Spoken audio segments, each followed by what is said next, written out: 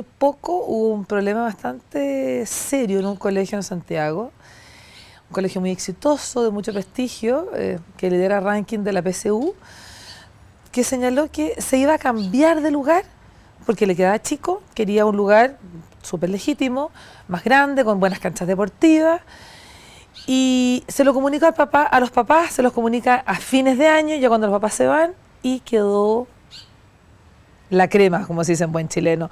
Los padres reaccionaron con gran violencia contra la medida, porque muchos habían comprado casas, muchos habían organizado su trabajo cerca del colegio, y la medida fue llevada con mucho secretismo y se quería imponer a los padres. La medida tuvo que parar. Esto ha llevado a un cuestionamiento de las formas de enseñar y de las formas de enfrentar a los padres por parte de colegios que, si bien tienen el legítimo derecho de hacerlo, no tienen el legítimo derecho de pasar a llevar a los padres. ¿Qué refleja esto en el fondo? Una tremenda falta de respeto y falta de sentido pedagógico en su colegio, que se supone que funciona y que producen unos buenos rendimientos los alumnos. Tenemos una visión de la enseñanza y la educación muy unilateral, donde los padres son socios en lo malo, en las obligaciones, pero no en lo bueno. Son socios en algunas cosas, como las empresas. El dueño reparte las obligaciones, los sacrificios, pero no las ganancias. El colegio reparte las clases, las reuniones, las obligaciones de los padres de participar en las tareas de sus hijos, pero cuando hay un proyecto de cambiarse o de trasfondo del colegio, no lo comparte. Entonces los padres se sienten defraudados y pasados a llevar.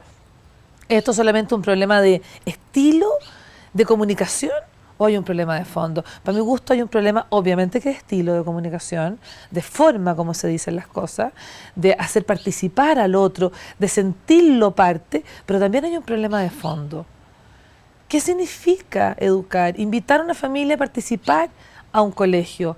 Es invitarlo del proyecto educacional, sea privado, público o semipúblico. En Estados Unidos, los colegios, los padres dirigen el tránsito del colegio cuando entran y salen los autos. Los padres se hacen cargo de las bibliotecas del colegio. Los padres se hacen cargo de clases del colegio cuando los profesores faltan. O sea, hay un compromiso total en colegios públicos y también en colegios privados de esos padres que sirven a la educación de esos hijos. Una sociedad padres e hijos. Yo me tocó ver fines de semana donde padres iban a pintar la reja del colegio, iban a limpiar el jardín del colegio. Entonces eso hace que el padre se sienta partícipe. Me tocó hace poco el caso, perdón que lo traiga a colación, de un hijo mío que el profesor falta él unos días porque estaba enfermo, llega al colegio y 2 profesores le hacen 2 pruebas entrando al colegio de vuelta de su enfermedad. Entonces, por supuesto, esta madre llama al colegio para hablar con el profesor, no porque para defender al niño enfermito, pobrecito por la nota, no. Por primera vez me sentí extrañamente haciéndole clase a los propios profesores de qué es lo que significa un sentido pedagógico. O sea, esos profesores arrasaron con un niño, así como ese padre, esos colegios arrasan con los padres, arrasan con la persona del niño. Un niño que está enfermo no puede llegar a dar una prueba. Eso es violentarlo, es una autoridad que violenta al alumno. Entonces me contesta el profesor, bueno, me debió haber dicho que faltó, bueno, pero que él pensó que estaba en Buenos Aires, estaba enfermo. Una persona enferma no puede ponerse el día, se le da la oportunidad. El adulto acoge, conoce como buen pastor a sus ovejas, conozco a mis alumnos, sé quiénes son. ¿Qué le enseña a él? Tengo que exagerar.